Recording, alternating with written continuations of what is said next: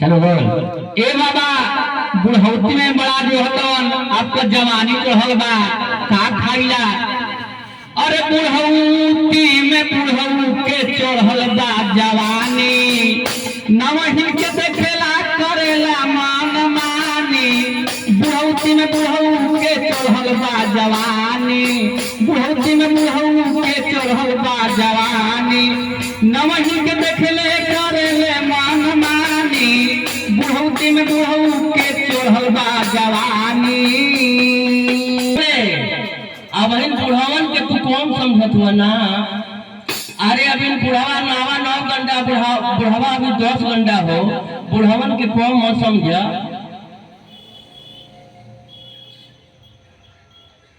अरे दैया से बुढ़ावा लगता जान बा ऐसा मत समझा वो बड़ी बुढ़ावन में बा।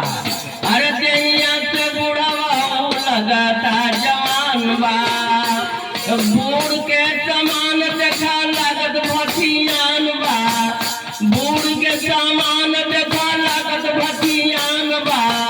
दैया से बुढ़ावा न लगता जवान बा दैया से बुढ़ावा न लगता जवान बा दैया से बुढ़ावा न लगता जवान बा बूढ़ के समान देखा लागत भथियान बा।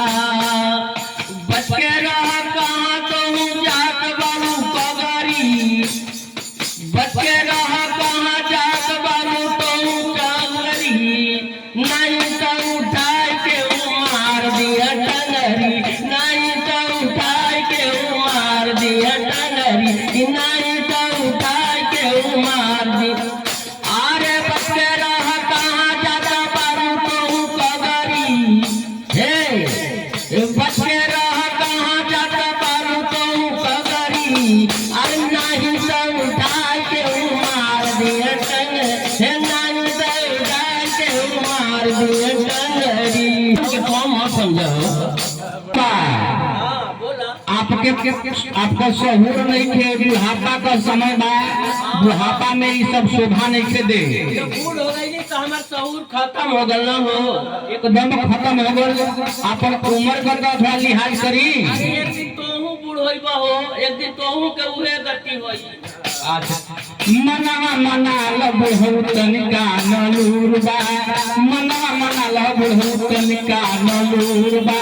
80 के उम्र भइल कवन सहूर बा 80 के उम्र भइल कवन सहूर बा मनवा मना ल बुढ़ऊ तनिका नलूर बा।